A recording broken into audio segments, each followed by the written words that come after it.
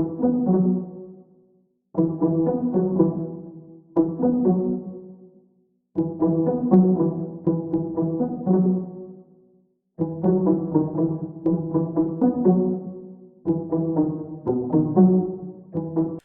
be indray ilay vavaon'ny paritaka tany amandry tsara tany a izay nahitana mpianatra telo lahy izay tratra nangalatra mangahazo 30 fototra ka tsy maintsy nampandoavin'ny tompony ny vidin'ireo mangahazo ireo mo ireo mpianatra telo lahy ireo ka ny pitsopitsony mahakasika an'izay no fakafakaina amintsika ato anatin'ity video ity ka manasa antsika rehetra anaraka an'ity video ity hatramin'ny farany azadino ny milaiky ny video antsika ary tsarovatrany ny miabone amin'ny chaîne antsika mba ahafahanareo manaraka tsy tapaka ny video zay lefa neto isan'andro tsy ampendrela mo isika fa avetrany tonga de vavany ndao ary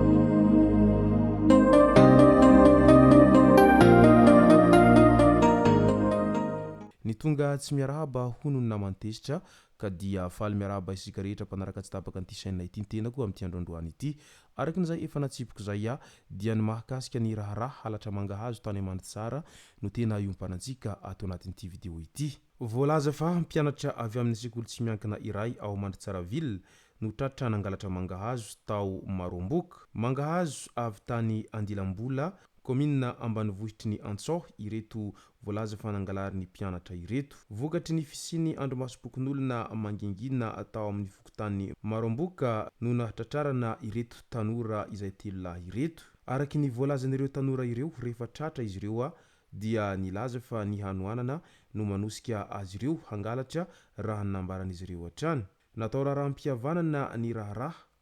nampiarina tamin'izy telo lahy ihany koa ny dinabe ary manefa R1,00 isan'ireo mpanao andromasom-pokon'olona ho fanohanana azy ireo amin'ny fitandrona fahalemana hoy Andriamatoa Rabenaevo Gilbert hatrany tafapirizaka ny raikalahy fa nisolo azy ny anabaviny izay niatrika ny fanadiadiana nataon'ny tompona andraikitra teny fotony tovolahy avy ao Andilambola no nampiantrano azy telo lahy ireo tao maromboka ka azo antoka fa io no nanondro ny toerana misy an'ilay mangahazo tao anatin'izay toy ny ilay halatra mangahazo zay hatrany izay mahakasika izy telo lahy mbola mpianatry ny klasy 3e ny anankiroa ary terminal ny anankiray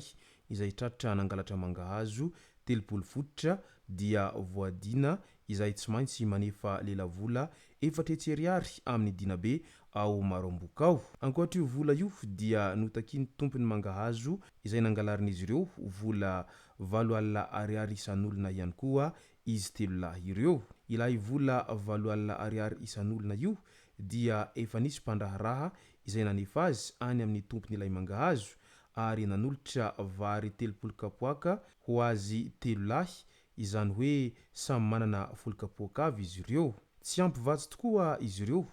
efa nangataka tamin'ny fikambanana amin'ny toerana fiavindreo ihany koa izy ireo teo aloha farany izao nalaim-panahy nangalatra volon'olona izao mbola ho tadiavina ny vola 400 izay efaina amin'ny diny ka dia mankasitraka sahady izy ireo a ho an'ny olona izay nanefa ny onitra izay notakiany tompony ilay mangahazo izay nangalariny ireo zaza ireo raha tsy hivina ireo zaza ireo a dia avy any lavitra be izay mandeha andro robe izao a vao tonga any amin'ny toerana misy ny ray aman-drenin'izy ireo a mba hahafahan'izy ireo maka vatsy zay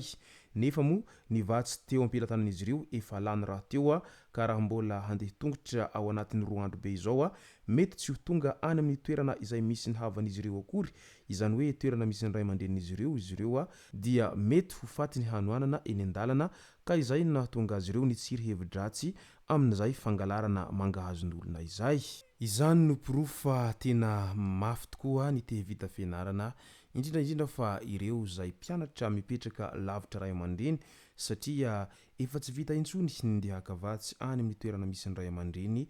any ambanivohitra raha teo dia tsy mba ahitana an'izany hoe fiara izay mba ahafahana mandefa vatsy amin'ireo zaza mpianatra any andrenivohitra izay fa ny any dia tsy maintsy mandeha tongotra ela be vao tonga any amin'ilay toerana ambanivohitra be misy ny ray aman-dreny ary ilay toerana raha teo dia sady tsy afaky ny fiara no tsy afaky ny sarety fa tsy maintsy dia tongotra vao tonga any amin'izay toerana izay tena ambanivohitra be lavitra misy any ray aman-dreny izay ary matetika amin'ireny ray aman-dreny izay mampianatra zanaka any an-drenivohitra izay mipetraka any ambanivohitra lavitra ireny dia tahaka ny hoe alefa fotsiny ilay zaza any an-drenivohitra mianatra any fa tsy dia maro loatra ny fandinihana amin'izay fandaniana etseroa izay any ambanivohitra raha teo moa dia afaka miafoana ireo ray aman-dreny amin'izay sakafo isan-karazany izay hanika tsy vitsy amin'izy ireo no mieritreritra fa afaka miafy tahaka an'izany ihany koa ireo zaza izay mianatra any an-drenivohitra any